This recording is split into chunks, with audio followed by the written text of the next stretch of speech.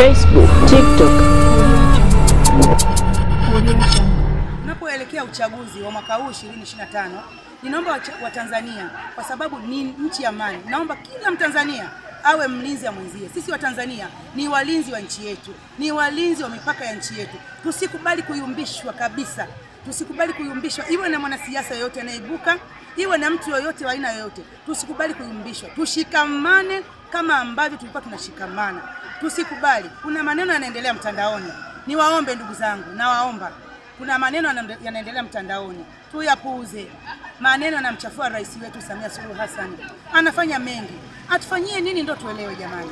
Mnyonge mnyongeni, haki yake mpeni. Sisi kama wanawake na Samia, mkoa wa Tabora na wilaya zetu, tunakemea vikali tabia zinazoendelea mitandaoni za kumchafua mama yetu. Tunakasirishwa sana na vitendo kama hivyo. Tuvipuuze. Ndugu wa Tanzania, tuvipuuze vitendo kama hivyo. Na tunahakikisha sisi na Dr. Samia, sisi na Mama Sita, sasa iweje? Hamkisaidi chama.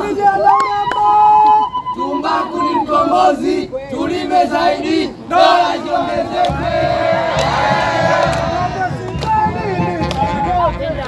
Tuungane, tuwe wamoja. Katika kila wanakuambia kwamba mtu wenye matunda pigwa mawe. Ile ni kutuvunja moyo tusiweze kufikia malengo.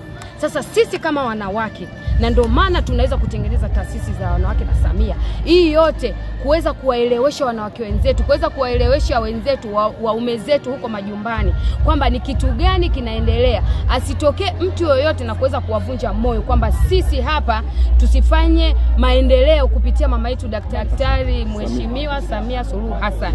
Kwa hiyo ninachotoa ushauri, kila mtu aangalie maendeleo yaliyofanywa ndani ya serikali ya awamu ya 6 ndani ya miaka 4. Ni maendeleo makubwa, hayasemeki. Ni mwanamke ila amepambana kuzidi hata baadhi ya wanaume. Yaani sasa hivi umeme Urambo ni masaa 24. Wale wote waliokimbia Urambo kwa ajili ya adha ya umeme, naomba warudi. Umeme Urambo ni mambo super. Haya ni kwa ajili ya Mama Samia. Barabara zote barabara za lami. Kwa kweli ukitaka kutembea kwenye vumbi ni wewe mwenyewe, lakini barabara ni nzuri, zimewekwa lami. Yaani mambo ni mazuri wilayani Urambo.